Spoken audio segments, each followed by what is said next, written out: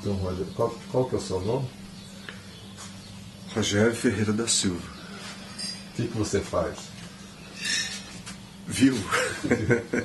Eu sou padre, já há 26 anos de ordenação, e juntamente com esse trabalho, esse ministério do sacerdócio, do presbiterato, como eu gosto de falar, eu também sou professor, já há uns 30 anos, né? Mas minha maior profissão mesmo é essa, é viver, é estar aberto à novidade, à vida e tentar compreender todas as coisas que acontecem ao nosso redor.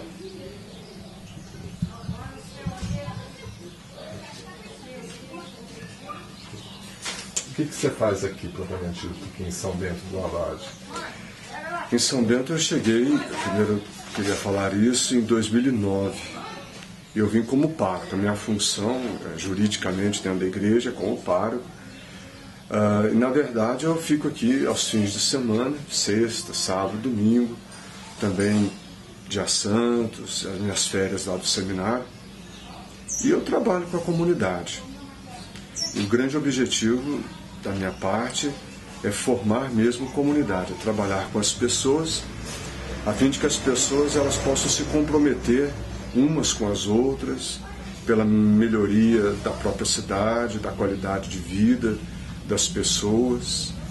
E para que isso aconteça, nós temos alguns trabalhos organizados aqui.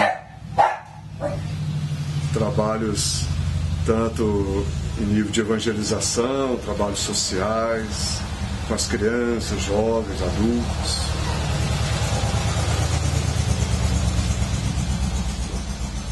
O que esse trabalho tem a ver com a teologia da libertação? Chega próximo, tem alguma semelhança? Eu diria que a inspiração é a teologia da libertação, pano de fundo, né? É todo um processo, então muita coisa ainda precisa ser feita, muita coisa precisa acontecer, mas o pano de fundo é a teologia da libertação. Mas eu gosto sempre de lembrar que é uma teologia da libertação não como se fazia há 20, 30 anos. Hoje questões novas vão surgindo. Eu colocaria aqui pelo menos duas novas questões do que eu diferencio do modelo atual para aquilo que era feito há 20 anos atrás. A questão ecológica, e não só a questão assim, do extra-humano, mas a ecologia humana, a questão do corpo, da pessoa humana, da humanidade, enfim. Isso é a primeira questão ecológica. Não podemos dissociar o ser humano do todo. E também uma outra questão nova que vai surgindo é a questão da afetividade. Porque a teologia da libertação ela era muito voltada para a questão da sociedade. E eu penso que nós também temos que ver a pessoa humana, o indivíduo que compõe essa sociedade, uma pessoa que tem seus afetos, que tem as suas alegrias, suas esperanças. Mas é um trabalho, sim, pautado, fundamentado na teologia da libertação. O que é essa libertação, propriamente dita, assim? Libertação que é pretendida na vida das pessoas? É a pessoa, ela estar de bem com a vida, não é? Porque há 20 anos se falava muito da libertação político-econômica. Nós vivíamos no Brasil de um regime militar, de um sistema de exceção. O Brasil era um país, ainda é, de muitas desigualdades e com uma deficiência muito grande na distribuição de rendas. Então a libertação que se pensava era muito essa questão, essa categoria econômica, até de um viés, por que não marxista. E hoje nós pensamos de uma forma mais ampla, não é? Essa libertação da pessoa de tal forma que ela esteja de bem com a vida, de bem com o outro. Eu sempre faço uma referência, que isso para mim é muito importante. Naqueles tempos, toda vez que nós queríamos discutir uma questão mais, que eu chamo existencial, afetiva, as pessoas falavam, né, o que é isso, companheiro? Nós temos tantas causas mais imediatas, mais urgentes, questões sociais, políticas, e você vem discutir essas questões. E hoje não. A gente sabe que se a pessoa ela não estiver bem com ela, bem com a vida, bem com a natureza, ela vai fazer todo um trabalho de libertação de uma forma muito cruel, de uma forma muito pesada. E o trabalho tem que ser feito com alegria, tem que ser feito com esperança. Isso não pode faltar. Então essa é a libertação que hoje eu encaro. Agregando novos valores sem desprezar aqueles outros de 20, 30 anos. E o que o marxismo tem ainda a ver com isso tudo? O que você acha que a corrente marxista traz ainda de novo para todo esse engajamento? Eu, pessoalmente, me considero um socialista. Eu acho que cristão nenhum pode empunhar o nome de cristão sendo uma pessoa defensora do capitalismo. Porque se você se pensa, você se considera um capitalista, você coloca o capital acima da pessoa humana, em cima da vida. Isso é inconcebível para um cristão. E Marx, como um modelo, um de tantos modelos socialistas, Marx ele faz a gente enxergar essa questão da pobreza, da opressão, como isso acontece. Isso não é vontade de Deus, isso não é destino, é uma causa histórica, um fundamento sociológico, histórico em tudo isso. Então Marx faz a gente perceber essas questões, não é? E, então, principalmente, Marx tem a ver com isso, de fazer enxergar como que esse processo acontece.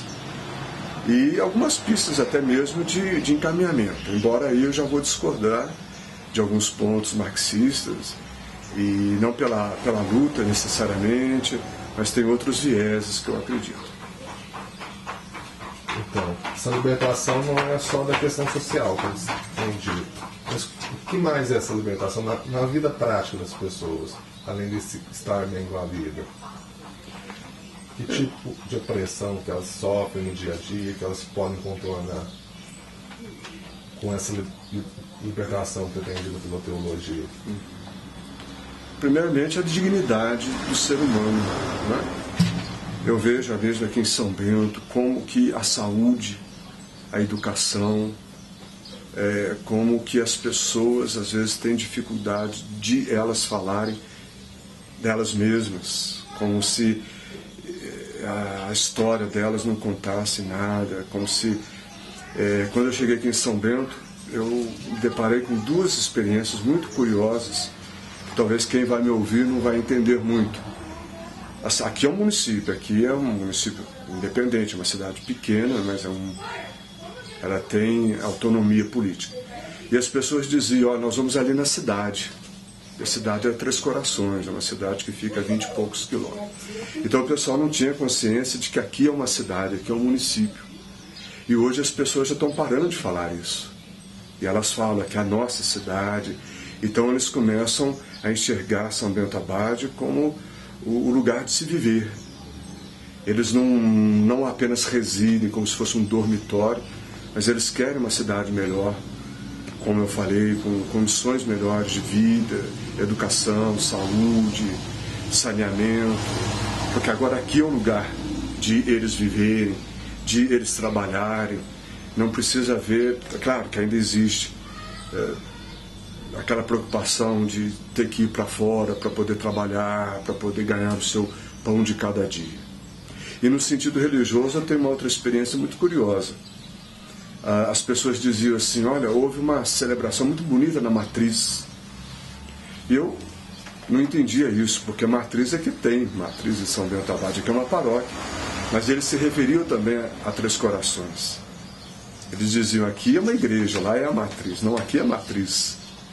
Então, esse senso, né, de que as coisas aqui são importantes, que aqui é uma cidade como as outras cidades, isso é libertação. As pessoas gostarem da sua terra, começarem a ter raiz, né? E não no sentido de não pensar em uma coisa mais abrangente, ter uma visão mais ampla do mundo, da vida, mas gostar de onde eles estão, valorizar o que eles são. Isso é libertação, né?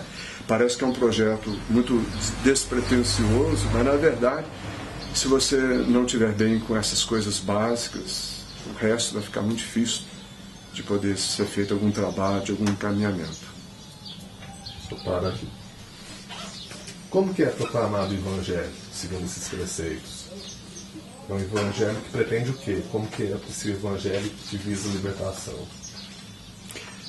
Existe um princípio muito importante para mim, do Evangelho de São João, que diz que Deus se fez carne, não é? Eu me lembro que quando eu estudava ainda a teologia, estudando a língua grega, e lá no Evangelho de João dizia que o Verbo se fez Logos, o Logos se fez carne. Eu aprendi que na língua grega existem dois termos para carne, que é a palavra sarx e a palavra soma. E eu gosto de brincar que a palavra sarx é a carne mais perecível, é a carne mais fraca. Não no sentido do pecado, mas aquilo que passa, que é o peregrino, que é o transitório. Essa é a sarx. E a soma é a carne mais elegante. Tanto é que quando você vai no médico, ele fala, isso é psicossomático. É a carne que está mais em contato com o seu espírito, com a sua alma. E quando eu fui pesquisar no Evangelho de João, João não fala que o Verbo se fez soma, mas ele se fez sarx, a carne mais perecível, a carne mais fraca. Então, o Evangelho é proclamado dessa forma. Deus está de bem com a carne humana. Às vezes nós não estamos de bem com a nossa própria carne, né? E Deus não veio como anjo, Deus não veio como energia cósmica. Deus veio como um judeu, um pobrezinho de Nazaré. E Jesus cresceu numa carpintaria. Até os 30 anos, provavelmente, ele foi um carpinteiro com o seu pai. E é isso que a gente tem que proclamar, que Deus faz as suas escolhas em Jesus Cristo. Judeu, pobre, trabalhador, né? E aí consiste a dignidade do ser humano. E o Evangelho tem que ser programado dessa forma, que você é mais santo, mais divino, quanto mais humano você for. Se Deus ele me quisesse anjo, ele teria me feito anjo. Deus me fez homem. E quanto mais divino, para eu ser divino, eu preciso ser mais humano. Então o Evangelho tem que ter essa categoria, né, da humanidade, a humanidade de Jesus. Essa humanidade que desconcerta. Se você me permitir, eu queria citar um outro exemplo também, vindo do Evangelho de João. Quando nós chegamos num ambiente desconhecido, nós queremos causar uma boa impressão. E segundo o Evangelho de João, o primeiro milagre de Jesus foi ele transformar num fim de festa 600 litros de água em 600 litros de vinho. Jesus não é sério, não é verdade? Ele transformar 600 litros de água em vinho. Mas aí, se a gente for entender o significado disso, além da abundância, onde Deus está, existe abundância, onde a vida é abundante, mas o vinho é celebração, é festa. Se não for para celebrar, se não for para ser uma grande festa, não vale a pena viver. Mas para que a vida se torne uma grande festa, a igreja tem que participar disso, o Evangelho tem que ser proclamado, nós temos que estar comprometidos com essa causa. É dessa forma que o Evangelho é proclamado por essas terras.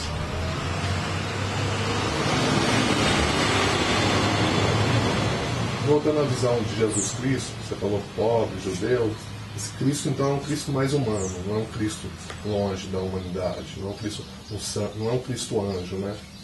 É um Cristo humano. São Paulo, ele diz que tudo aquilo que é humano, Jesus experimentou, com exceção do pecado.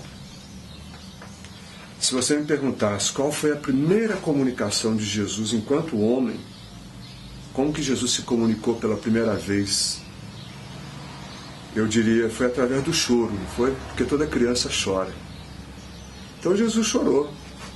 Certamente Jesus teve a sua dor de barriga, quanto criança, sua cólica ali, né? Porque toda criança tem. Jesus, ele se emocionou vendo que os pobres o compreendiam, e ele louvou o Pai por causa disso. Jesus, quando viu que a sua morte era iminente, ele suou sangue. Isso quem diz é o Evangelho de Lucas. Lucas era um médico, e ele é o único que faz essa afirmação, que diante da morte Jesus suou sangue. Certamente não por medo, não por covardia, mas sobretudo porque ele era a vida, e a vida foi rejeitada. Então Jesus é um homem que compreende o coração humano, Jesus é um homem que entende a nossa humanidade porque ele é humano. Nada do que é humano é estranho a Jesus. Então, quando eu passo por um problema, Jesus de alguma forma passou também por esse problema. Jesus é solidário até na cruz. Não que nós devamos ter cruzes, mas se algum dia eu tiver que passar por ela, Jesus também passou. Jesus também sabe o que é isso. Então o cristianismo não é uma religião de muitas respostas, mas é uma religião de solidariedade. E quando a gente é solidário, a gente já superou a dor. Grande, que não era cristão, ele já dizia isso: dor partilhada e dor superada. E Jesus, ele veio para partilhar isso. A vida às vezes é cruel, mas Jesus não fugiu da vida. A cruz é detestável, Jesus não fugiu da cruz. Esse solidário que você fala pode ser entendido como um policial é solidário quando ele está fazendo uma ação policial má. Que sentido mais amplo você pode dar para a solidariedade? A solidariedade, etimologicamente, tem esse sentido que você está dizendo, né? O que é solidário é uma coisa sólida, é uma coisa, talvez até, nós somos solidários porque nos interessa. Talvez o grande interesse de Jesus não era para ele mesmo, como se ele levasse vantagem nisso. Jesus leva vantagem quando a humanidade é feliz. Jesus, então, é nesse sentido que ele é solidário, porque a salvação do homem é alegria para Jesus, né? A minha vitória é a vitória dele. Então por isso que ele é solidário, né? Então não no sentido que ele vai ganhar alguma coisa pessoal em detrimento de tantas outras coisas que eu poderia perder. Jesus só ganha quando a humanidade ganha. A derrota da humanidade é a derrota de Deus. E essa salvação tem a ver com libertação? O que é? A palavra salvação, no latim, é a mesma palavra de saúde. Então, para se salvar, tem que ter saúde. E a salvação, se você falar uma salvação eterna, é a saúde eterna, né? Mas essa saúde eterna não é a saúde que eu vou ter depois da morte, quando eu for para o céu. Ela já começa aqui agora. Onde Deus está, já existe a eternidade. Onde o amor está, já existe a eternidade. Onde o amor toca, vira eternidade, né? Isso que é salvação, né? É você estar pleno, é você... Agora isso é uma busca, é um processo, né? Pessoal, comunitário, global. Hoje se fala muito assim. E diante todo esse repertório de ideias que você está me dizendo, essa visão, até uma visão que eu nunca vi ser muito comum da igreja. Eu sempre vi uma igreja muito afastada do povo. Mas diante dessas ideias de libertação com o povo, com a felicidade da humanidade, que impacto que teve aqui, né, em São Bento do Abade? Só antes de responder à questão propriamente dita, eu queria fazer uma observação, que a igreja, ela não é um bloco assim monolítico, uma igreja. Existem igrejas, existem modelos de igreja, né? Então essa igreja da qual eu me considero pertencente, a igreja católica, a igreja universal, mas eu partilho da igreja dos pobres, da igreja dos sonhadores, dos santos e dos poetas, né? E é claro que nem todos dentro da igreja pensam assim e comungam dessa ideia, mas também não sou único, eu não sou uma exceção no todo. Agora, a repercussão que está havendo aqui é isso. Há uns dias aqui nós fizemos um evento chamado o Dia do Bem. E o Dia do Bem consiste o quê? Na parte da manhã é esporte. Então crianças, adultos, homens, mulheres vão para o ginásio poliesportivo jogar futebol, vôlei, e o padre está ali. jogando com eles. Então o pessoal vê o padre errar o saque do vôlei, tacar a cara com o gol e errar, né? Então essa é a repercussão do pessoal ver o padre jogando bola e num time deles. À tarde nós tivemos uma gincana e eu participei de um grupo, não como coordenador, mas como membro desse grupo, correndo atrás para poder cumprir as provas. Então as pessoas vão sentindo que para você ser um padre, você não precisa ser tão diferente. A diferença que está no padre é que aquilo que ele tem, ele reparte. Ultimamente tem me chamado a atenção uma coisa muito bonita para mim, que a palavra castidade, ela no latim significa transparência. Então nós precisamos ser casto no dinheiro, casto no poder, casto na sexualidade, a gente precisa ser transparente. E a repercussão dessa Igreja da Libertação aqui em São Bento é isso, das pessoas serem transparentes. Eu não preciso vestir de uma forma ou outra para eu estar diante de Deus, para estar diante do mundo, né? E isso vai causando realmente uma revolução silenciosa, permanente, não violenta. É assim que a coisa vai se processando. Essa revolução foi bem recebida ou teve algum tipo de resistência? Ela está sendo bem recebida. Eu acho que ela tem sido feita com muita não violência, né? Eu aprendi desde pequeno que toda libertação, quando ela não é querida, ela se torna opressão. Então a gente tem que ter muito cuidado, fazer a caminhada do povo. É uma caminhada histórica, né? No meu tempo mais jovem a gente falava paciência histórica. Então nada é imposto, nada é determinado.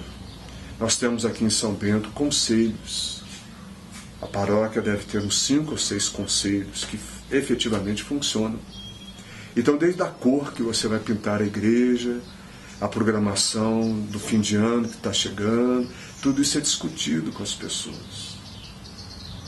E quando há uma votação, o meu voto é um no meio de todo o conselho. Se são 22 votos, o meu voto é apenas um voto. Às vezes eu ganho, às vezes eu perco, né? Então não há uma resistência, as pessoas sentem que é de uma forma honesta, de uma forma verdadeira que isso é feito, né? É bonito, é bom a gente ver essas coisas. E a mudança psicológica, da psique, da psicologia na pessoa, como que opera? Você já viu algum processo disso? Da autoestima, assim? Até você falou o exemplo da cidade, que é, sim, eles acham que cidade é dois corações, aqui não é cidade. Uhum. Mas o que mais que opera na psicologia delas mesmo, no jeito de elas verem o mundo? Eu tenho um princípio, um termômetro, né? É o sorriso, né? As pessoas começam a sorrir dentro da igreja, as pessoas começam a bater palma, as pessoas começam... Isso é apenas sintoma, né? Porque a psique está interna, a gente não tem como avaliar isso, mas as pessoas se sentem à vontade. Nós tivemos um encontro de casais agora, há pouco tempo, e no meio do encontro as pessoas sentiram vontade de falar de si. Quando você fala de você está dizendo assim, olha, minha história é importante, eu quero ser ouvido, quero ser respeitado. E quando alguém chega lá na frente e fala da sua própria história, é porque você começou a ser gente, né? Você começou a levar a sério a si próprio. Eu sou tão importante que eu quero que você me ouça. Eu quero que você me conheça. Então, isso são sintomas. O sorriso, o abraço, o falar de si. Mas a expressão, tudo isso, expressão de algo mais profundo que vai ocorrendo. Agora veja só, eu tenho consciência de que isso é ser mais ou menos como a água que vai aquecendo aos pouquinhos, né? Não é um processo linear, há avanços e recuos, contradições. O importante é que está sendo um processo que está acontecendo, né? Não tenho pressa. Eu cheguei à conclusão na minha vida hoje que mais do que compromisso com as minhas metas, dos meus resultados, eu tenho que ter compromisso com meus princípios, né? Os princípios são inegociáveis. As metas. Carlos Drummond de Andrade falava: eu planto uma rosa, quem vai colher essa rosa eu não sei. Paulo, na Bíblia, dizia isso também: um planta, outro rega, só Deus vai colher. Então eu não tenho pretensão de recolher nada. E quais são os seus princípios? É isso que eu comecei a falar, é viver, né? Teimosamente. Viver e aprender. E meus princípios são esses, assim: tento não ser violento, e acho que a mentira é a maior violência de todas as mentiras. Por isso que eu falava da castidade, que significa transparência, né? O mínimo que eu posso dar para alguém que eu gosto é a minha transparência. Se eu não for transparente com quem eu gosto, o que eu posso dar, né? E esse é meu princípio. Eu não tenho nenhum pudor de errar, pudor de admitir que errei, de pedir perdão. Isso pode parecer uma grande pretensão no que eu estou falando, mas é assim, é dessa forma que a coisa acontece. Desconcerta muito, mas se abrir mão disso é como diz a velha canção: para que viver, para que respirar, se as coisas forem diferentes dessas.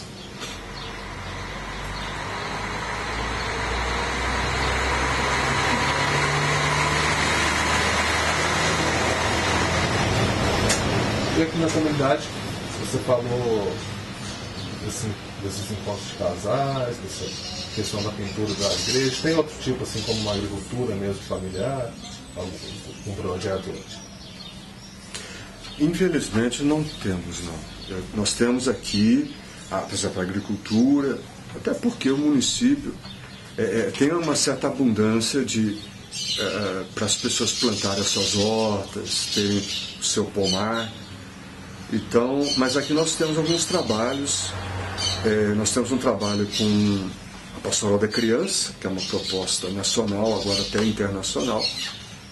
Nós temos a Pastoral da Pessoa Idosa, que são os dois extremos, né? Cuidar da criança e cuidar do idoso. Nós temos também um trabalho com as pessoas mais carentes, não é? Enfim, como eu não fico aqui o tempo todo, a semana toda, vai ficando um pouco difícil a gente conseguir tempo, liderança para poder... E deixar também que a própria comunidade se desperte para isso. Eu tenho também um receio de trazer coisas que eu experimentei em outras cidades e implantar aqui, porque lá funcionou, aqui pode não funcionar, lá era uma demanda da população, aqui pode não ser. Então, você tem uma ideia, pode ser uma questão muito periférica. Nós tivemos uma assembleia o ano passado aqui em São Bento, e na hora de votar a prioridade, foi pensada a questão da morte. Porque as pessoas morrem e todo mundo fica muito perplexo com a morte assombra muito. E como que era tratado isso? Então já faz 1 ano e meio, não é prioridade, mas que a gente tem trabalhado um pouquinho essa questão. O que significa morte, o que significa a vida que vem depois da morte. Eu digo para as pessoas que não há problema nenhum em morrer. O problema é a falta de dignidade que leva à morte, né? O problema é como as pessoas morrem e o valor da vida. Morrer, todos nós morreremos. Jesus morreu, Nossa Senhora morreu, eu vou morrer. Agora a questão é por que as pessoas morrem tão facilmente. E por que nós não amamos quando as pessoas estão vivas e vamos lamentar depois que elas falecem. Então essas são as questões que a gente tem pontuado e tem sido trabalhado, né? É engraçado que no começo as pessoas até evitam esses temas, são tabus, mas depois elas vão percebendo que é preciso tocar, é preciso tocar e ser tocado por essas questões, né? E essa é uma demanda que eu encontrei aqui, uma necessidade da comunidade, que pode ser uma coisa tão diferente, mas culturalmente nós precisaremos trabalhar isso. Está sendo trabalhado. É uma questão daqui, uma necessidade que nós estamos tentando trabalhar e tentando entender e responder junto com as pessoas. Você falando de dignidade humana. O que é dignidade humana? Eu lembro uma aula que você me disse que as pessoas perdem dignidade muito fácil pelo dinheiro, por fama, por poder. O que é essa dignidade humana e como conservar ela como tal? É você não se violar, não deixar ser violado, e você buscar sempre a sua transcendência, né? Você se ultrapassar. Eu admiro muitas pessoas que tentam se ultrapassar, transcender. Heidegger, ele dizia isso, assim, que o ser humano ele precisa se ultrapassar, ser cada dia melhor, mas não como uma coisa fixa, como uma coisa assim, uma obsessão, né? Até mesmo em categorias bíblicas, evangélicas, eu diria assim que há uma diferença muito grande entre a perfeição e o perfeccionismo, né? O perfeccionismo é doença. A perfeição é a saúde. E a dignidade ela está justamente nisso, né? De você não, repito, não se violentar, não deixar ser violentado, e de você resgatar assim as suas raízes e ter sonhos. Quem não sonha enlouquece. Na igreja nós costumamos dizer assim: é preciso sonhar, mas quem sonha sozinho é apenas um sonho. E quando nós sonhamos em mutirão, já é a realidade, né? E é preciso sonhar em mutirão. Isso é a dignidade. E a figura de Deus em tudo isso? Como que Deus foi muito usado na história da humanidade como opressor, pode ser um agente de libertação? Para mim, hoje, Deus é um mistério. Eu defino Deus como um mistério. Porque você conceituar Deus, ele vira um conceito, então aí sim ele vira um instrumento de opressão, né? Porque aí você está trabalhando com categorias, você está trabalhando com conceitos, isso é meio complicado, você impor a sua verdade, os seus conceitos. Então Deus é um mistério. O que é mistério?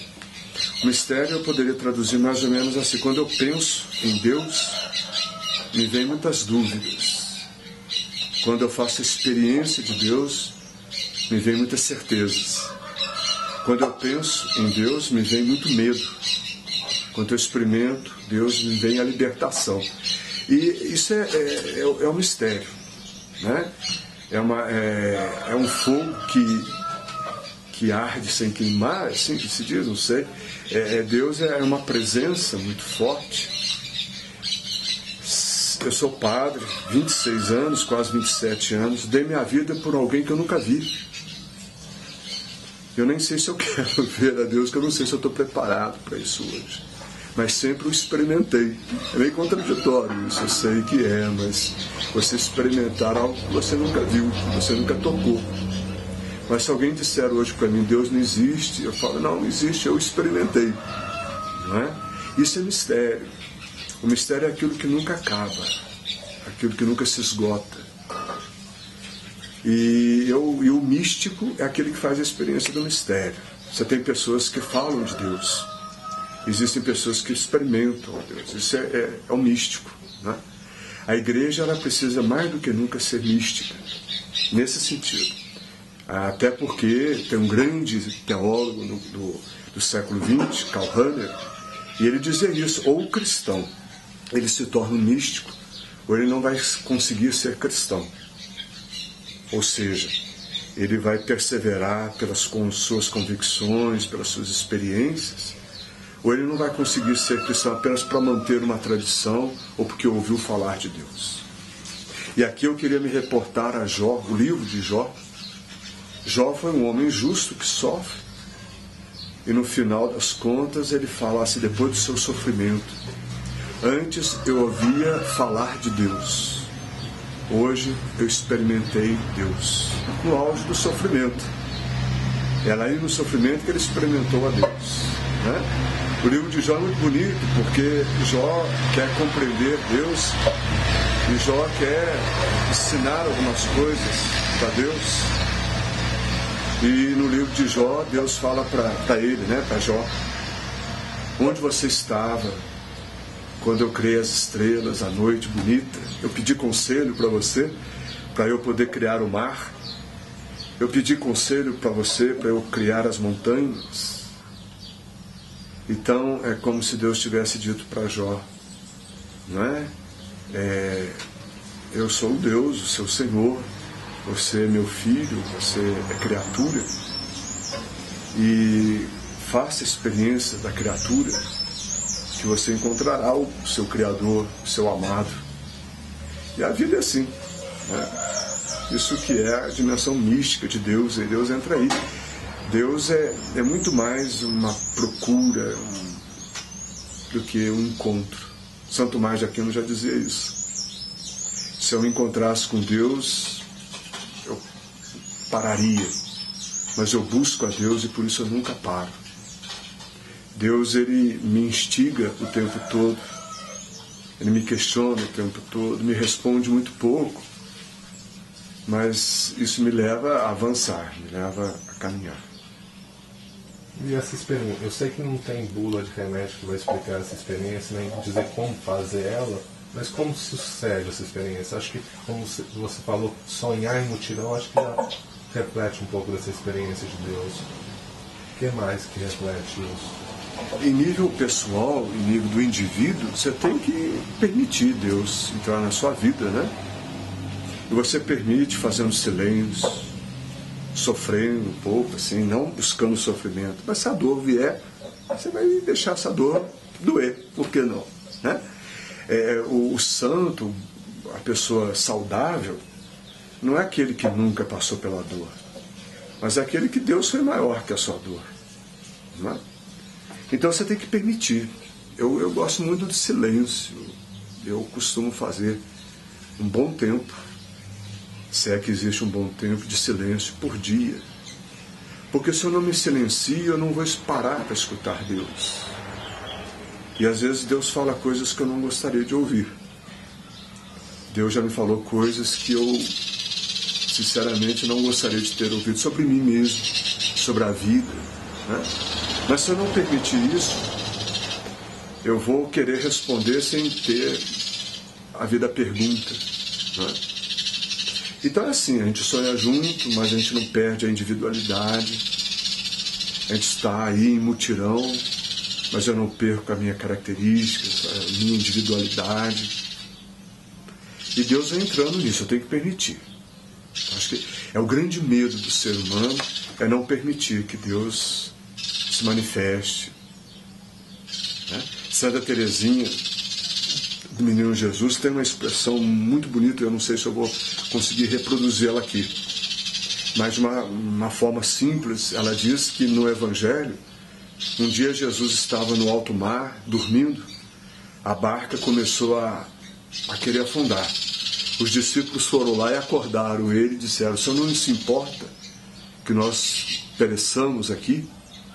E Santa Teresinha fala assim: não, eu não me importo de perecer, porque eu sei que Jesus estará na outra margem me esperando. Eu acho que é isso, né?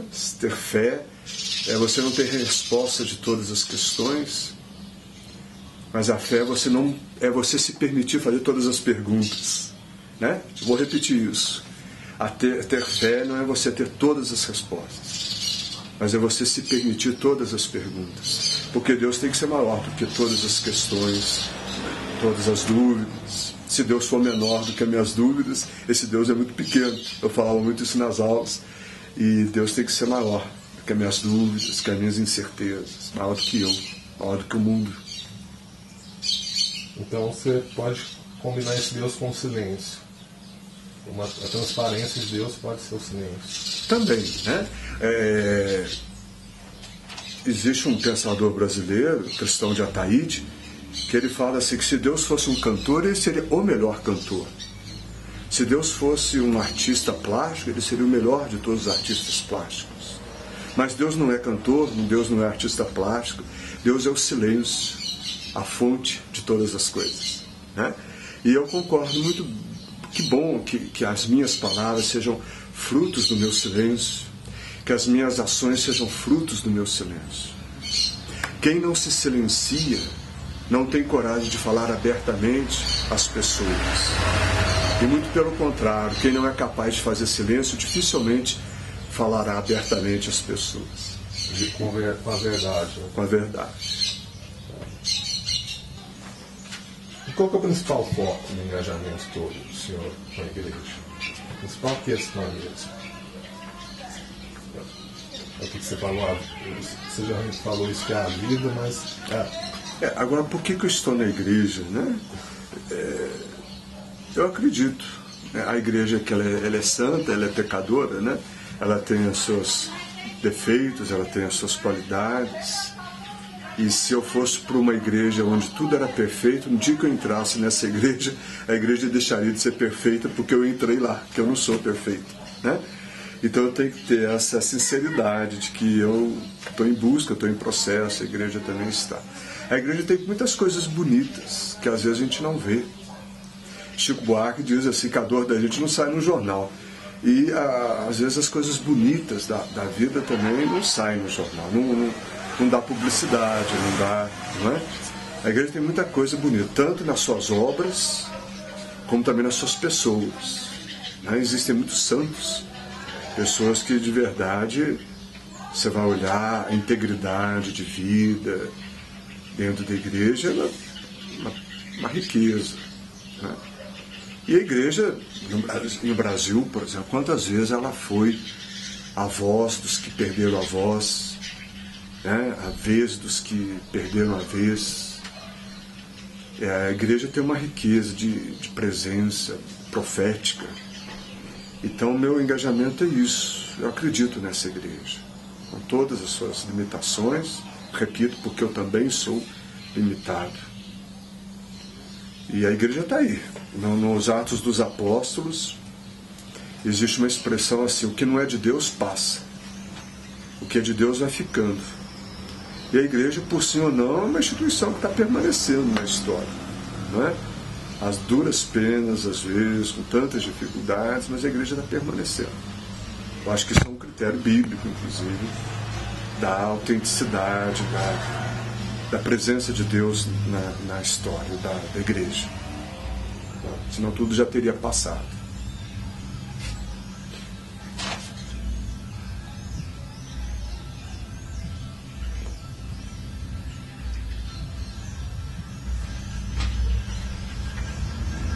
Então, e essa igreja mesmo que você fala, apesar de toda a dificuldade dela, qual que é a ação dela no mundo globalizante, mas no mundo que se torna medíocre as pessoas? De uma igreja que... Qual que é a ação da igreja? Apesar de todas as dificuldades, qual que é, assim, com a globalização, com a mediocridade que a globalização traz? Às vezes não cair nessa mediocridade. A igreja ela pode cair um pouco nisso, né? Há uma disputa do mercado religioso. Eu estou falando isso de uma forma irônica, né? De você assim querer também ser como o mundo é para poder conquistar fiéis.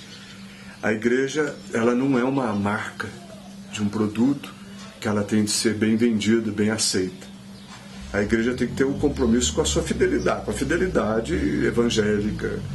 E mesmo que isso custe a igreja, mesmo que isso tenha um preço. Ou seja, se você me pergunta qual é a ação da igreja, ela é ser fiel à sua missão, fiel a Jesus, o seu fundador, mesmo que isso lhe custe, mesmo que isso haja consequências bastante intensas. E a igreja consegue fazer isso. Dentro da igreja existe o diálogo, existe. Eu não nego, eu faço essa experiência. Né? Dentro da igreja existe a busca de comunhão. Existe dentro da igreja um princípio bonito, que mais do que a democracia, a comunhão é o critério de vida. E qual que é a diferença? A diferença é assim, a democracia ela pode virar uma ditadura da maioria, né? Ou seja, a maioria quer e a minoria, nesse momento, passa apertado. Agora, a comunhão não. A comunhão é você criar o que é bom, ou pelo menos tentar construir o que é bom para todos, mas levando em consideração o coração, o indivíduo, as minorias, as diferenças. Não é fácil para a igreja aprender a lidar com essas minorias, com essas diferenças, né? Ela vai aprendendo. A igreja no Brasil, há muitos anos, nos seus documentos, a CNBB, ela tem falado disso, aprender o diálogo, aprender o respeito às diferenças, às minorias. O documento de Aparecida, quando os bispos latino-americanos se reuniram aqui no Brasil, foi falado muito disso, né? Esse é um critério novo que a igreja vai conhecendo, não só na teoria, mas na prática, né? Isso me encanta muito dentro da igreja. Pode ter certeza que essa é uma prática já na igreja, né?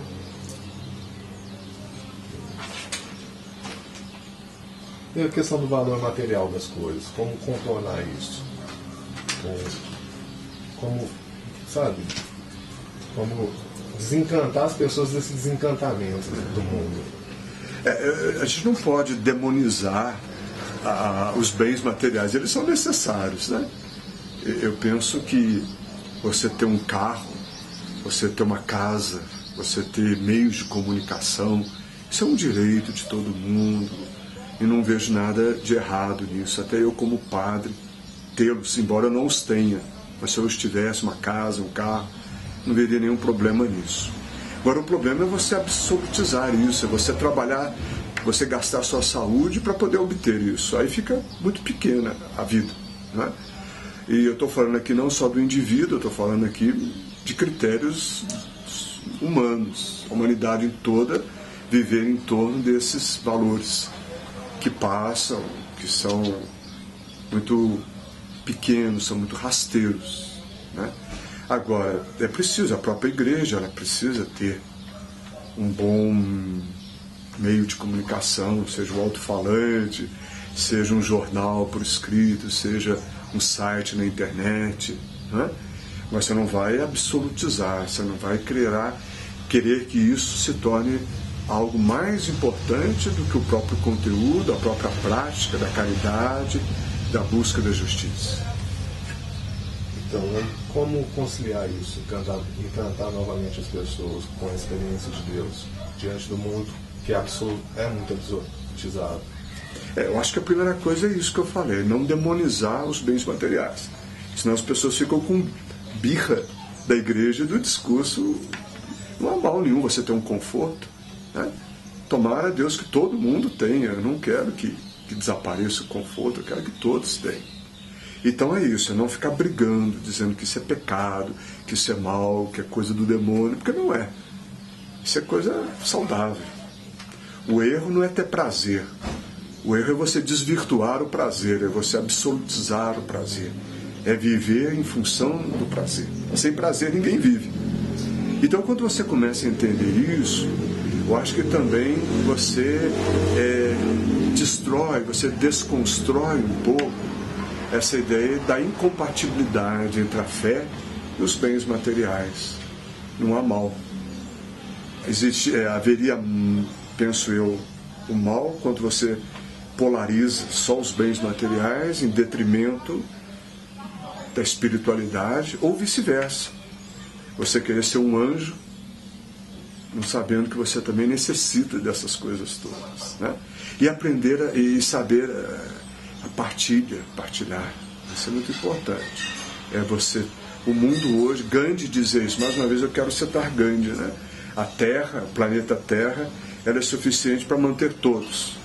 Ela só não é suficiente para manter a ganância de alguns poucos, né? E se a gente começar a compreender isso, então a gente começa a encantar. Nada é mal. O que é mal é um mau uso, né? É o encantamento daquilo que não deve ser encantado. Então, se a igreja souber fazer isso, souber vivenciar isso, essa liberdade diante das coisas, eu acho que aí haverá um encantamento novamente, né? Porque o grande problema é esse, é você achar que tudo isso é mal. E aí você começa a cair no maniqueísmo, né? Isso aqui é bom, isso aqui é mal, tudo é bom. O mal não são as coisas, é um mau uso. é a absolutização dessas questões. E como transformar outros lugares, como São Bento de Abade? Como transportar todo esse projeto seu aqui, de vida, para outros lugares? Então, é não ficar em lutas locais, né? Isso é um dos princípios da não violência ativa. Você não pode ficar apenas em lutas locais, você tem que pensar, criar redes. Hoje se fala muito disso.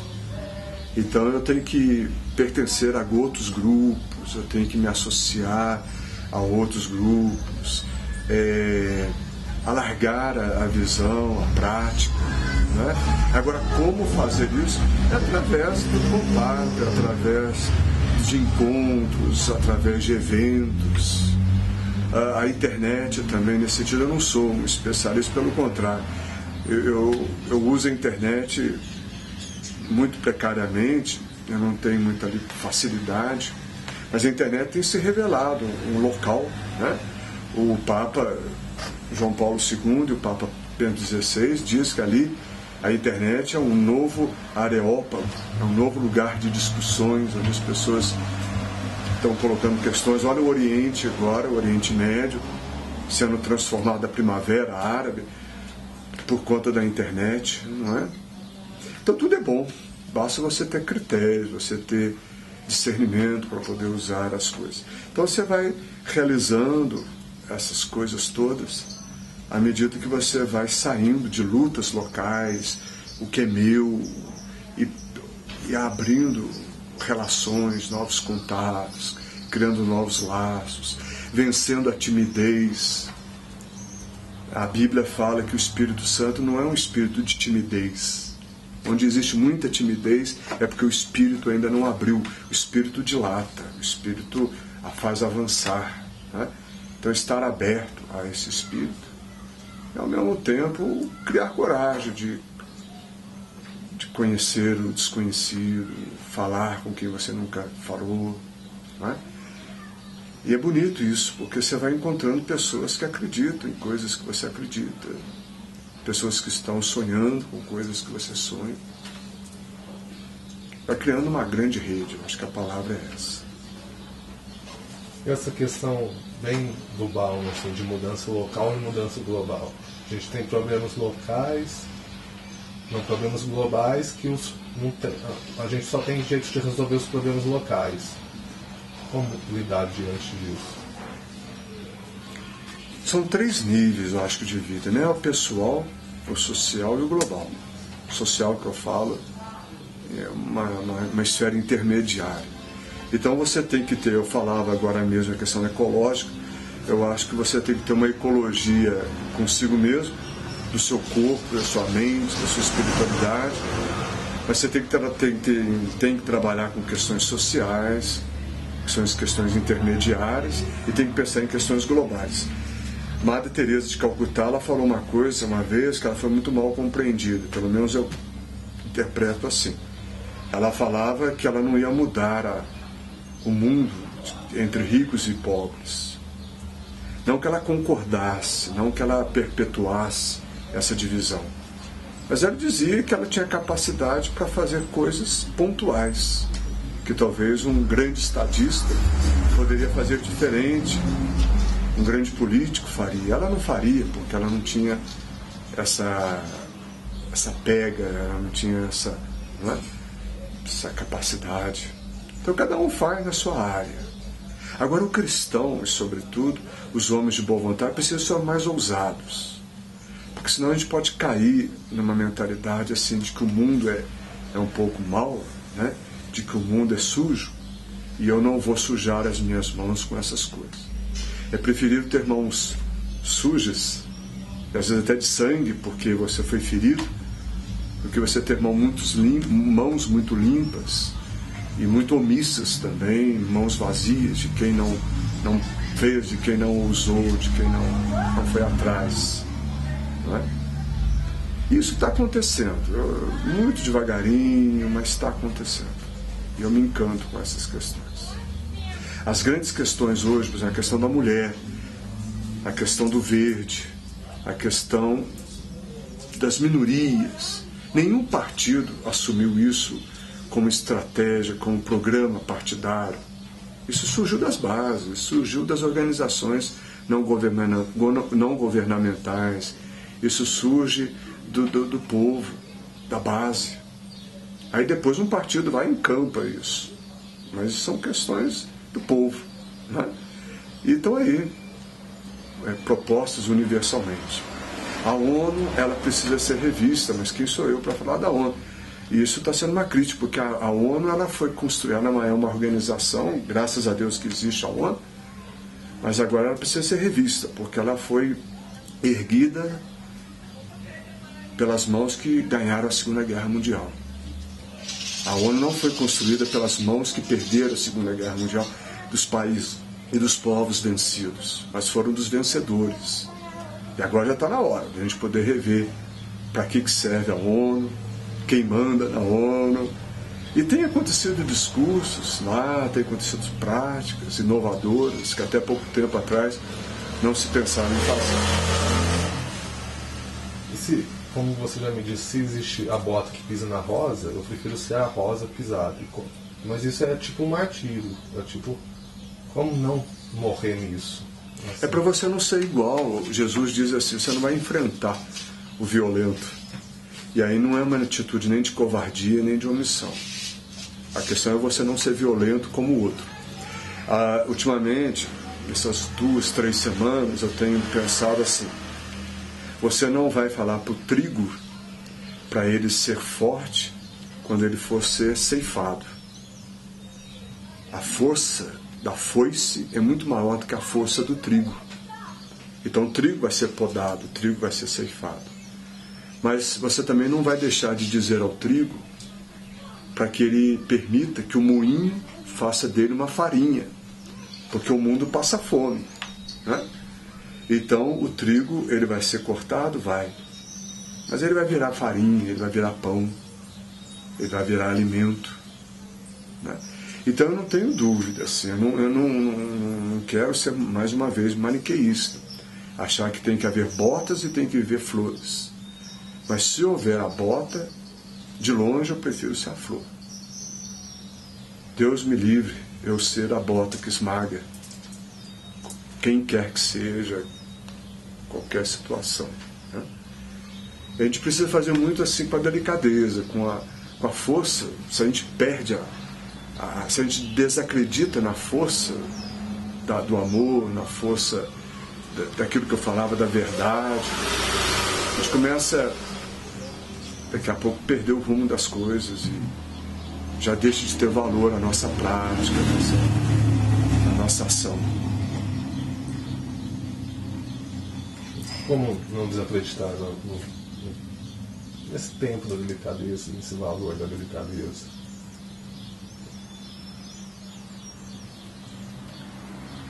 É uma pergunta difícil, mas... Eu não sei. Primeiro a gente tem que desenvolver um pouco a espiritualidade da teimosia, né? Os grandes santos, Abraão na Bíblia, eles foram muito teimosos. Jesus foi muito teimoso. A gente tem que vencer o medo, a gente tem que vencer as coisas fáceis, né? Então a gente tem que avançar por aí, né? Eu não vou falar para você que o fato de você não ser violento, que você vai ganhar. Talvez os não violentos sempre perderam, mas eu prefiro perder do que ter de usar a violência. Aí que está o problema, que chega um determinado momento você tem que escolher. Ou você quer ganhar ou você quer ser violento, né? Então tem uma hora assim, eu vou perder, mas não serei violento. Ou eu vou ganhar e serei violento. Eu não esqueço, também eu já falei isso nas aulas, uma hora eu vou vender o meu carro e o motor está fundindo o carro, né? Eu tenho que chegar para você e falar, olha, eu quero vender meu carro, mas o motor está fundindo. Eu tenho que te avisar. Você vai falar que é loucura. Você não vai vender o carro se eu disser que o motor está fundindo. Eu tenho que escolher. Ou eu vendo o carro e eu sou honesto. A escolha é sua. Ninguém está te obrigando a não ser violento. Ninguém está te obrigando a ser verdadeiro. Ninguém está te obrigando a ser feliz, a ter paz. É uma escolha que você faz, né? Agora, isso não acontece do dia para o outro. Às vezes você sangra para poder viver dessa forma. Mas eu acho que o sangramento maior é você abrir mão dessas coisas todas. Aí perde o sentido. E a fome? Quero que você me fale desse símbolo do pão de Cristo, que Cristo se torna pão. Como matar? Eu acho que o povo, em geral, as pessoas não querem só o pão, a comida assim, material. Querem essa vida que você fala, justamente essa vida que você fala. Você acha que só a igreja, o que dá conta disso? Só a razão dá conta disso? Só a igreja dá conta disso? De matar essa fome de vida? A Adélia Prado, ela brinca que ela prefere a fome do que o queijo, né? Então eu prefiro a fome do que o pão. Porque a fome faz você se desinstalar. A fome faz você procurar. O queijo, quando é muito fácil, te sacia, enfastia. E eu não sei o que é pior. É você ter fome ou você passar mal de tanto comer. É claro que tem que haver um equilíbrio, é isso que eu estou querendo falar. Então, essa questão do pão é como a gente reza no Pai Nosso. O pão de cada dia. Então, o pão só é verdadeiramente pão quando ele é para um dia. Quando eu acumulo o pão, quando ele apodrece. E tudo aquilo que me apodrece não me pertence. Tudo que está mofando no meu armário não me pertence, né? E Jesus, quando ele fala o pão de cada dia, não está se referindo apenas ao pão da farinha, mas realmente a vida que inicia cada dia, a vida que é para ser vivida a cada momento, a cada dia. É impressionante que todas as vezes que quando você começa a acumular muito, é porque você já perdeu a ousadia de viver. Você já está querendo ter para o dia seguinte. Então é como se você dissesse: amanhã eu não preciso viver, amanhã eu vou só consumir. Aí você se reduz a um consumidor, você se reduz a... Você deixa de ser gente, porque ser gente é isso, é correr risco, é fazer com que o risco se torne alguma coisa própria da vida. E esse é o verdadeiro pão do cristão. Não passa fome, mas também não há desperdício. A maior afronta aos céus é o desperdício. Haja vista que quando há desperdício eu começo a criar ídolos. Todos os ídolos são feitos das sobras. Ou seja, o bezerro de ouro lá no Antigo Testamento foi feito da sobra das joias. Tudo que está sobrando vira ídolo. Até um grande amor. Se não for um grande amor, é sobra, aí vira ídolo. Então a gente tem que ter muito cuidado com isso, né? Então o pão é para cada dia. Tem que ser, Dom Helder Câmara falava, não basta ter pão, você tem que ter paz para comer esse pão. E eu diria, não basta ter pão, você precisa ter fome para comer esse pão, porque senão você vai ter pão e não vai querer comê-lo. Você vai ter pão e não vai ter saúde para poder comer, você não vai ter amigos para poder comer o pão. Isso é muito triste, muito triste.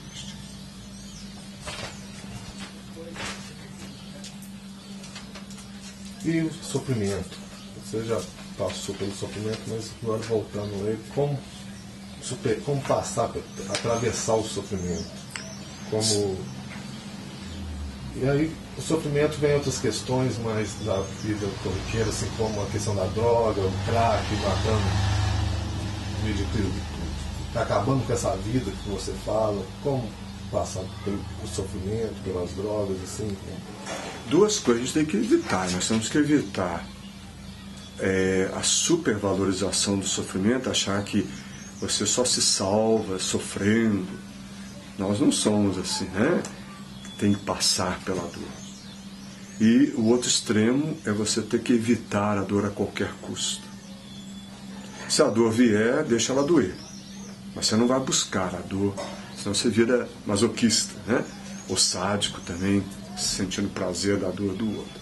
Então, assim, eu acho que a vida faz parte da dinâmica da vida, você ter prazer e ter dor. As duas coisas são indissociáveis. A vida dá para rir, dá para chorar. Quem não sabe rir, não sabe chorar. Você veja que uma pessoa que não sabe comemorar, ela não tem estrutura para passar pela dor, né? Então o sofrimento vem assim, como algo que, se vier, vai doer, vai sofrer, eu vou passar por ele, eu não posso morrer de medo de sofrer. Quer dizer, eu começo a sofrer por antecedência, eu começo a paralisar. Carlos Drummond de Andrade tem um poema que eu sou fã desse poema, muito conhecido. Eu não sei dizê-lo aqui de cor, mas mais ou menos assim Drummond diz: nós não cantaremos o ódio porque ele não existe. Não cantaremos o amor porque ele se refugiou nos mais profundos dos subterrâneos. Por enquanto nós cantaremos só o medo. O grande medo das mães, dos desertos, das igrejas. E depois, quando nós morrermos, dos nossos túmulos nascerão flores amarelas e medrosas. Eu não quero ser assim, uma pessoa do medo. O medo paralisa, o medo esteriliza. O contrário da fé não é a dúvida. O contrário da fé é o medo. A dúvida faz você perguntar. Agora, se eu tenho medo, eu morro com a dúvida e não chego perto de você para perguntar, para esclarecer a minha dúvida, né? Então, o sofrimento é muitas vezes a gente que causa. Todos nós gostamos de ser vítimas. Poucos querem ser mártires. Nós gostamos muito do sofrimento, mas nós não suportamos a dor, né? Toda vez que eu gosto muito da dor é porque eu estou levando vantagem nela. Então, assim, nem temer e nem buscá-la. Jesus, ele foi um mestre muito grande nisso. Ele evitou, enquanto pôde, a cruz. Mas quando ela foi inevitável, ele foi ao encontro dela. E não há ressurreição sem cruz. Como eu tinha te perguntado, a questão da como você trata isso, a droga na sociedade, na comunidade de São Bento. Como é tratado isso? Infelizmente, ela está muito presente, como em qualquer outro lugar.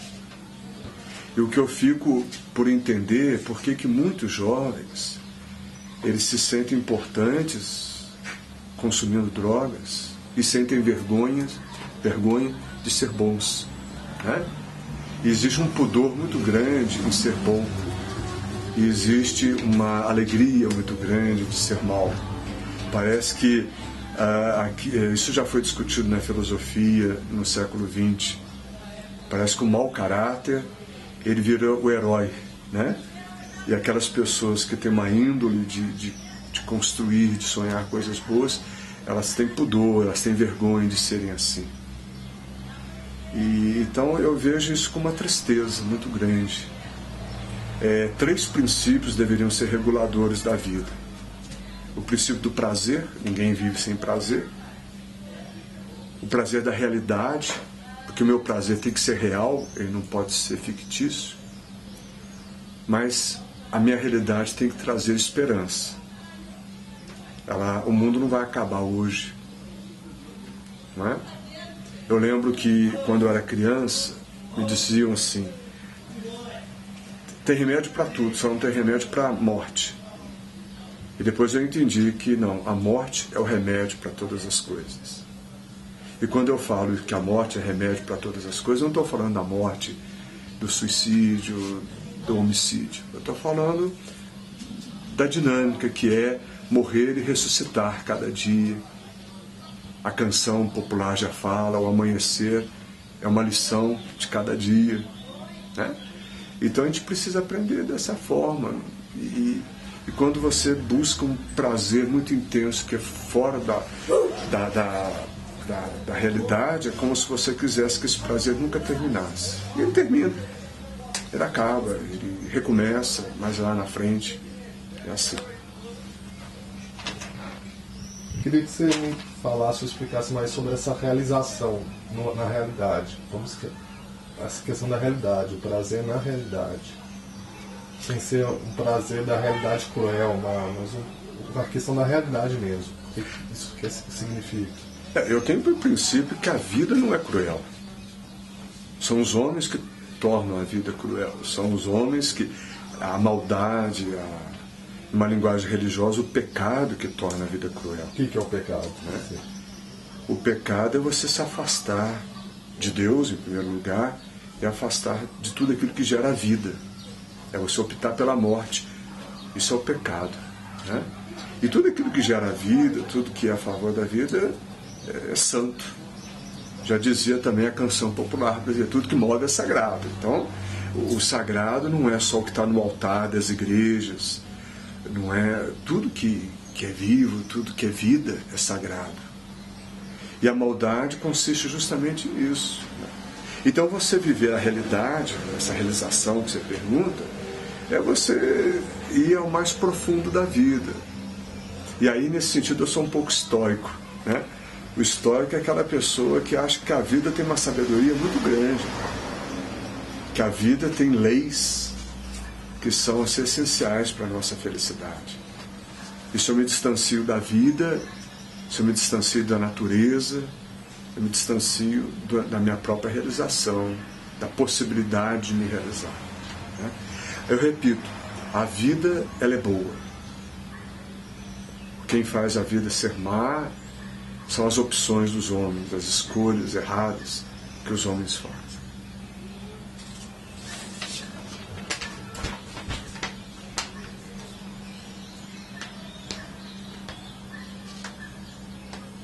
Agora uma pergunta meio questionadora assim. Como a religião passa a ser libertadora e deixa de ser o ópio do povo? Igual você estava falando das drogas, esse prazer que é fora da realidade. Como que deixa de ser isso e volta para a realidade? A religião, ela pode se tornar um ópio. Ela, em princípio, ela não é. Ela pode se tornar, pelo menos essa é a minha visão. E ela se torna um ópio quando a religião, ela deixa de falar da vida, ela deixa de falar dessas coisas todas, né? A grande preocupação de Jesus no Evangelho é uma religião morta, é uma religião que não é capaz de gerar vida. Jesus critica os fariseus, os saduceus, porque era uma religião que era mais peso do que libertação. E a religião se torna ópia, assim, quando ela se torna um instrumento de alienação, um instrumento de medo. Agora, quando a religião ela é vivenciada como princípio mesmo de vida, então ela deixa de ser ópio, né? E olha que a religião, mais do que qualquer outra coisa, ela nos é capaz de trazer esse princípio de vida. Alguém falou com muita propriedade que um sociólogo, ele tem a radiografia, ele tem a fotografia da vida. Um padre, ele tem a radiografia da vida, né? E talvez o místico, alguém falou, vai ter até o ultrassom da vida, né? Quer dizer, você vai tendo assim perspectivas da vida muito diferenciadas. Então, a religião é isso, é aquilo que me integra à vida, e não que me tira da vida. É difícil, não é fácil, nem para mim, nem para ninguém viver isso. Não sei se o ser humano ele está preparado. Você tem que estar embriagado da vida. E a religião tem que ser o grande vinho que vai te embriagar de vida. Mas você acha que só a religião, a arte, por exemplo, a filosofia? Ah, sem dúvida. A religião é apenas um caminho para isso, né? E se você puder integrar todas essas coisas, melhor ainda. Hoje se fala não apenas de uma interdisciplinariedade, mas você fala de uma transdisciplinariedade, né? Ou seja, você ligar arte, cultura, filosofia com uma sabedoria, com uma espiritualidade, melhor ainda, isso é a transdisciplinariedade. Então a religião, ela é um fator importantíssimo, mas ela é isolada. É aquilo que Einstein parece que disse, né? Se você é uma pessoa de fé, mas não tem a ciência, você enxerga, mas não caminha. E o contrário, se você é uma pessoa de ciência, sem fé, você caminha, mas não sabe para onde você está caminhando. Então, a fé e a ciência, elas se unem, uma complementa a outra. E eu tenho buscado isso na minha vida. Eu acho que esses anos todos meus têm sido assim. Conciliar a fé e a razão, a ciência, a teologia, né, o místico com a prática. Uma coisa não pode excluir a outra. Pelo contrário, elas têm que se complementar. Então, Dom Pedro Casaldáliga, ele fala isso, que todo padre tem que ser um pouco de poeta, todo padre tem que ser um pouco de artista, senão o evangelho fica muito duro, muito cru, e ninguém vai suportar a fala, o discurso desse padre, dessa igreja.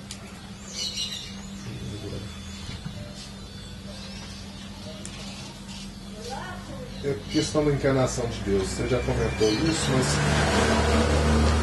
a simbologia própria da encarnação de Deus na Terra, na história. Não um Deus que é só transcendente, mas um Deus imanente. Deus, ele não é, acho que nem transcendente, nem imanente. Deus, ele é translúcido, né? Ou seja, a história, melhor dizendo, eu vou falar de forma diferente. A encarnação é porque a história é o encontro de Deus com a humanidade. Deus marcou o encontro na história. E a história toda ela é translúcida, é como se fosse um vidro. Translúcido significa isso. O vidro existe, mas através do vidro passa a luz, passa o calor.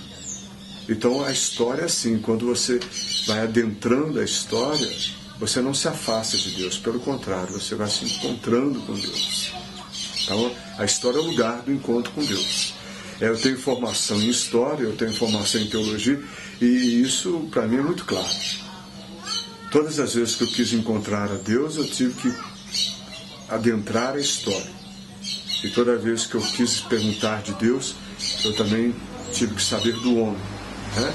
Só que eu penso assim, eu não vou saber quem é Deus para entender o homem. Eu vou entender quem é o homem para entender quem é Deus. Porque eu parto das coisas que são dadas, eu parto da realidade, das experiências, e me pergunto o que está por trás disso. Eu encontro Deus. Dom Helder Câmara fazia uma comparação bonita, né, do colar. Ele falava um pouco de relação à oração, mas eu acho que a gente pode aplicar a isso. Os acontecimentos são como pedras de um colar. O fio que une as pedras é Deus. É Deus que vai dando a conexão entre todas as coisas. Senão o colar não se sustenta.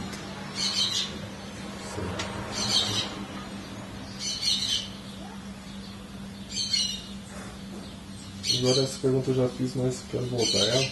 Como pensar no céu, não depois da morte, mas agora? Como viver uma experiência religiosa de plenitude no instante presente? Quem tem Deus já está no céu. Né? O céu não é aquilo que vai acontecer depois da morte. O céu é aquele que ama. Aquela pessoa que ama já vive a experiência do céu. Deus é amor. O céu não é um lugar. O céu é o amor. Então todo que ama já faz a experiência do céu. É claro que aqui na Terra de forma limitada. De forma muito limitada. Agora, eu penso que uma das descobertas bonitas da religião, e principalmente do cristianismo, é não pensar o céu para depois da morte, mas é pensar a vida para antes do céu. Ou seja, o céu não vai acontecer depois da morte. Eu gosto tanto do céu que eu já começo a vivê-lo aqui. Eu não espero morrer para poder ter o céu. Né? Agora, o céu vai ser decepção para muita gente. E porque lá no céu você vai chegar lá, você vai querer ter privilégios. E no céu não vai haver privilégio. Então vai ser decepção, porque você só viveu com privilégios. No céu vai ser decepção, porque lá vai haver justiça. E aqueles que são injustos, o que vão fazer lá no céu? Né? Agora, o céu precisa ser vivido aqui. As categorias do céu, isso já precisa ser vivenciado agora. Não pode ser para depois, não. Senão aí a igreja, a religião, vira utopia, vira ópio, como nós estávamos falando. Aí, como não deixar as pessoas caírem nessa? Como um estado que elas conformam com a realidade que é colocada para elas? Como ter essa ferramenta para a mudança social mesmo? Dizem usar Deus para isso? Dizem que a boa pergunta vale mais do que uma boa resposta, né? Então é fazendo perguntas. Eu acho que eu fiz uma vez minha monografia no curso de teologia, que eu dizia isso, né? Se não houver questões, nós temos que criar essas questões. Se não houver problemas, nós temos que criar esses problemas. Então, hoje as pessoas vivem em busca de um conforto. E a religião é o contrário, ela traz conforto, mas ao mesmo tempo traz uma desinstalação, né? Então as pessoas precisam ser desinstaladas, as pessoas precisam... Isso através do testemunho, é preciso ser feito isso através da fala. Existem muitas formas. Agora, como desinstalar as pessoas é a partir disso. Mostrar para as pessoas que a dúvida, ela é saudável também, né? As questões, elas geram vidas. E é aquilo que eu falava de Adélia Prado. Muita comida demais enfastia. E a fome faz a gente avançar.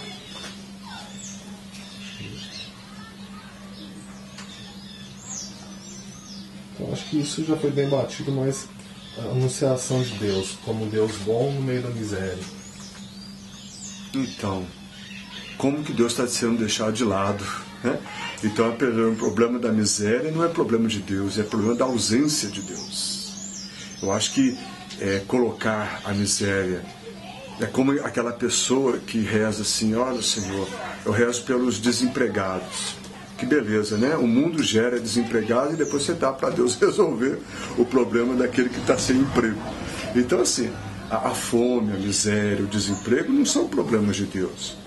São problemas da ausência de Deus, da falta de Deus.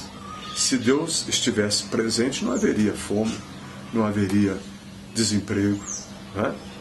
Então, eu penso dessa forma. Então, eu não vejo nenhuma incompatibilidade da existência de Deus e esse mal social e tantas limitações humanas. Agora, última questão, mas essa questão da ecologia mesmo. Você falou tem uma ecologia humana, principalmente, e a ecologia, como que é tratada aqui em São Luís do Abade? Não só, eu quero que você retome essa questão da ecologia humana, mas a relação com a natureza mesmo. Você é natureza, o ser humano é natureza, né? Uma grande questão que a gente precisa acertar é que a natureza não é aquilo que está fora de mim. Eu sou natureza. Eu não sou senhor da natureza, eu sou natureza. O homem ainda pensa que ele é senhor da natureza. Senhor da natureza é só Deus. Nós somos natureza. E se a gente começar a compreender isso, muita coisa já começa a mudar. Eu não tenho que dominar nada e nem ser dominado, porque eu sou natureza, faço parte desse todo, né? Então você pergunta, como viver? Então eu penso assim, o cuidado com o seu corpo. A gente não tem cuidado com a saúde da gente, né? A alimentação, a forma da gente se alimentar, a forma da gente respirar, a forma da gente dormir. Isso é ecologia. A forma de você cuidar da sua saúde, fazer uma caminhada, uma atividade física, isso é ecologia. O fato de você permitir descansar. Existem pessoas que têm um verdadeiro escrúpulo e não permitem nunca descansar. Padre é danado para fazer isso. Às vezes o padre, ele nunca fala, vou tirar férias, porque férias é bom. A pessoa fala, eu vou tirar férias porque eu não aguento mais. A pessoa está estressada, arrebentada. Ela tem dificuldades, olha, eu vou agora descansar. Até Deus descansou, né? O livro do Gênesis fala isso, que no 7º dia Deus descansou, sem nenhuma culpa. Então isso é ecologia, saber descansar. O domingo, o dia do domingo, é um dia do descanso. E ai do ser humano que achar que no dia do domingo você tem que colocar em dia tudo que você não fez durante a semana. Isso é ecologia, né? A ecologia é quando você usa a água não economizando a água de uma forma de culpa, né? Porque o grande problema da ecologia é você também criar um critério de culpa, achar que você é culpado, daqui a pouco nem água você toma, porque você quer economizar água, você fica um negócio meio paranoico, né? E não é por aí. Mas é tratar a água como irmã, tratar a terra como irmã, tratar as coisas como fontes do mesmo Criador, né? Essa relação bonita do ser humano com o todo. Isso é falado, você perguntava como é feito isso aqui em São Bento, na catequese isso é passado, pelo menos se pede que se passe isso na catequese, para que a criança já aprenda esses valores desde pequeno, no grupo de jovens, nas missas, nos cursos que são dados. Isso tem sido falado, né? Para você ter uma ideia, a gente não usa mais copo descartável aqui. Cada um leva sua caneca de casa. Engraçado, né? Quando você vai fazer de primeiro, quando você fazia um curso, você tinha lá um copo descartável. Você tem que levar o seu copo. E tem que levar mesmo, senão você passa sede, porque não tem copo descartável. Não é uma coisa prática, coisa assim que as pessoas vão você tocando, né? E assim por diante, né? Então são coisas pequenas, mas a prática vai mudando. É o discurso e a prática, né? A teoria e a prática. Alguma coisa que por algum motivo você não pôde falar, não te deixaram, não te permitiram, você não teve chance de falar, não teve oportunidade, eu pediria que você pudesse pronunciar agora uma coisa. Ultimamente eu tenho falado, o Kierkegaard, ele diz assim, que quando a gente vai ficando mais velho, a gente vai ficando com liberdade de falar o que pensa. O jovem, ele está muito preocupado com o que vão pensar dele. E a pessoa mais velha, ela já vai falando com liberdade. Ultimamente eu tenho falado muita coisa que eu quero, eu não tenho guardado muita coisa para mim não. A não ser quando é o silêncio que é pedido, a confidência que é pedido, né? Numa confissão, numa partilha de vida. Isso é claro que eu tenho que guardar segredo. Mas de coisas que me sufocam eu não tenho guardado muito não. Agora eu sei que eu tenho muita coisa ainda para falar. Eu sempre tenho uma sensação de que eu estou apenas iniciando. Eu nunca estou no fim, né? Onde você vê fim, eu vejo começo de um novo período, de um novo ciclo. Então, evidentemente, muitas coisas ainda vão ter de ser faladas, muitas coisas ainda vão ter de ser ditas, mas elas surgirão. Por enquanto, eu estou em paz, com a minha consciência de poder dizer o que eu acho que precisa ser dito. Alguma questão de vocês, assim? Sim. Só podia que deixasse uma mensagem, né? Como muita gente vai ver isso, se teria alguma mensagem bem pessoal mesmo, não enquanto padre Rogério, enquanto Rogério pessoa, né? Normal, como todo mundo, entre aspas, esse normal, que gostaria de passar para nós mesmos e para todo mundo. Sem fingimento, né? Eu não consigo diferenciar muito assim o Rogério e o padre Rogério. Para mim, ser padre hoje é um estilo de vida. Ou seja, ser padre não me sufoca e não me poda nada, né? Pelo contrário, hoje ser padre é um estilo de vida. A mensagem que eu deixo é de você buscar a sua inteireza. A gente tem que buscar muito essa inteireza, né? E de não haver partes, haver o todo. Essa visão mais holística que a gente hoje está em busca, isso é muito bonito. E então, você ser, por exemplo, ser um jovem cristão, o jovem cristão ele pode fazer tudo que qualquer jovem deve fazer. Tudo que o jovem cristão não pode fazer é porque nenhum jovem poderia fazer mesmo, porque é contra a vida, é contra a felicidade, né? A igreja não proíbe de você ser feliz, não proíbe de você ser uma pessoa alegre, por exemplo, né? Então essa é a inteireza, buscar a inteireza de todas as coisas, eu acho que isso é fundamental. O que é essa inteireza? Como que se busca ela? Como que você visualiza uma inteireza? Não querendo ser um ator, assim, no sentido... Eu não estou desempenhando nenhum papel que você quer, que o outro queira, né? Existe um autor que diz assim, eu não estou aqui para poder atender às suas expectativas. Eu estou aqui para poder atender a expectativa de Deus, a expectativa da vida, né? Porque senão a gente começa a desenvolver determinados papéis para poder agradar, para ser muito educado. Nós temos um conceito de educação que me faz muito mal. Educado é aquela pessoa que engole muito sapo, que engole muito, né? Então diz o seguinte, que quem filtra muito mosquito é porque está engolindo muito camelo por aí, né? E às vezes a pessoa educada é isso, é aquela pessoa que se cala para poder... E não, né? Diz com todas as palavras, diz com todas as letras aquilo que você tem para dizer, e arque também, né? Com todas as consequências das suas palavras. Então eu acho isso tão bom, eu poder falar o que eu penso, mas também saber arcar com todas as consequências aquilo que eu disse nessa entrevista, nessa minha fala. Eu estou pronto para arcar com tudo isso, né? As consequências, eu acho que isso é o princípio de responsabilidade que hoje a filosofia fala tanto. Beleza, muito bom.